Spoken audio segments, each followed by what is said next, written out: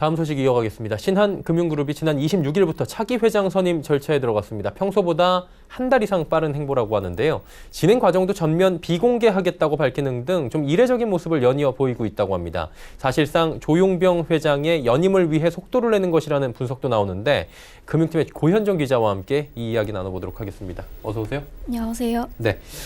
회장 임기가 내년 3월까지인데 통상적인 시기보다 굉장히 빠르게 지금 진행하는 거라고 하더라고요. 네, 맞습니다.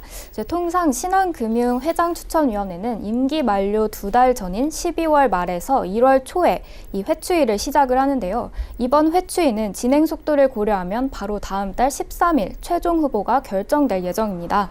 그러니까 평소라면 회추위를 시작하기도 전 시점에 최종 후보가 나오게 되는 건데요.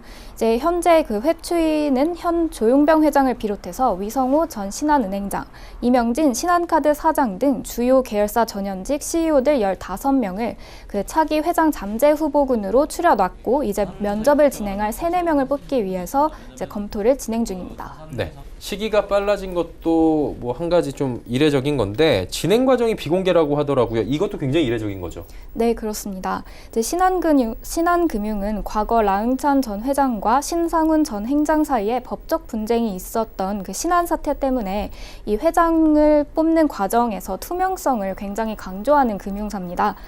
그래서 보통 회추위 때마다 관련 보도 자료를 매번 이렇게 발송을 했던 게 관행인데 이번에는 이사회의 독립성을 강조하면서 최종 결론이 나올 때까지는 전면 비공개하겠다고 밝힌 겁니다. 그런데 이렇게 되면 이제 차기 회장의 외부 인사가 배제될 가능성이 높아지는 거라서 이제 조용병 회장의 연임을 위한 포석이라는 해석이 나오고 있습니다. 그리고 특히 이 신한에서 은행장 자리부터 이제 회장 자리까지 조 회장의 그 라이벌로 계속해서 언급이 되어 왔던 위성호 전 신한은행장도 아직까지 차기 후보로 거론이 되고 있는 만큼 그런 점도 이번 선택에 영향을 미쳤을 거라는 분석입니다. 그런데 이제 통상적으로 평소와 좀 이례적인 다른 모습들을 보이게 되면 잡음이 어쩔 수 없이 나오는 건 사실인 것 같습니다. 갑자기 이렇게 진행하는 이유가 있습니까? 네, 일단 신한은행 채용비리 공판이 드디어 1년 넘게 진행된 끝에 내년 1월에 나올 예정입니다. 그 현 조용병 회장도 당시 은행장이었기 때문에 피고인으로 재판을 받고 있는 상태인데요. 이제 회추위를 기존대로 진행을 했다가는 이 1심 선고 결과가 차기 회장 후보 확정하는 그 시기에 직접적으로 영향을 미치게 됩니다. 그래서 이제 재판 결과, 즉 법률 리스크를 아예 없애기 위해서 지금 이렇게 결정을 빨리 서두르는 거라고 해석이 됩니다. 네, 고 기자 직접 이 공판 현장에 다녀오신 걸로 저희가 알고 있는데 현장에서 어떤 이야기가 주로 오갑니까? 네, 일단은 신한은행 임직원 자녀이거나 이제 정치인의 외부 청탁이 있었던 약 90여 명의 지원자를 따로 정리한 특이자 리스트가 있었고, 그리고 이 리스트의 지원자들이 뭐 면접이나 서류 전형에서 그 낮은 점수를 받은 경우에 그 점수를 준 사람을 나중에 따로 불러서 너가 점수를 제대로 준 게 맞냐 이렇게 확인하는 절차가 있었다는 증언이 이어졌습니다. 그리고 이제 거의 면접을 포기하다시피 해서 면접 점수가 굉장히 낮았던 지원자가 있는데 이제 부행장 자녀라는 이유로 다음 전형에 합격했다고 증언을 한 그런 실무자도 있었습니다. 네, 이 과정에서 중요한 건 이제 조 회장이 개입을 했느냐 안 했느냐인데 이 부분에 대한 증언은 그 자리에서 좀 나온 게 있었나요? 네, 일단 조 회장 측은 내가 이렇게 적극적으로 먼저 물어본 적은 없었다 이런 식으로 이제 해명을 하는 입장인데요.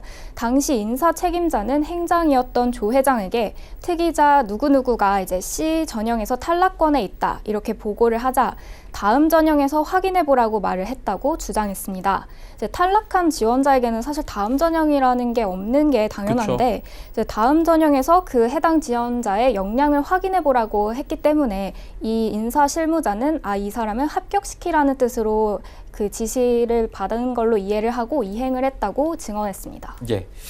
그리고 1심 선고 날짜 등 여러 가지 정황이 지금 맞물리면서 회장 연임 때문에 인선 절차를 서둘렀을 것이다. 이런 시각이 자연스럽게 나올 수밖에 없다. 이런 얘기로 들리는데 맞나요? 네, 맞습니다.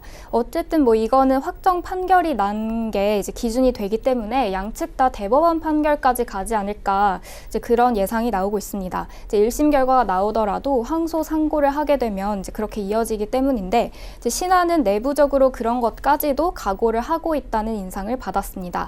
그리고 또 현재 재판을 진행 중인 재판부가 상당히 공을 들여서 이걸 진행을 하고 있다는 인상을 받아서 1심 결과가 상당히 중요할 것 같다는 생각이 들었고요. 이제 금융당국 역시 민간 금융기관 CEO 선임은 주주와 이사회의 몫이라고 밝히면서도 절차가 투명한지 지켜보겠다고 이제 주시하고 있는 상황입니다. 네. 현재 우리금융의 손태승 회장이 연임을 포함한 CEO 선임 절차를 앞두고 있고요. 내년엔 김정태 KB 하나금융회장의 후임을 뽑기 위한 절차가 진행될 예정에 있습니다. 이런 이유 때문에 이번 인선에 업계 이목이 더욱 집중되는 것 같습니다. 오늘 말씀은 여기까지 듣도록 하겠습니다. 고현정 기자였습니다. 고맙습니다. 감사합니다.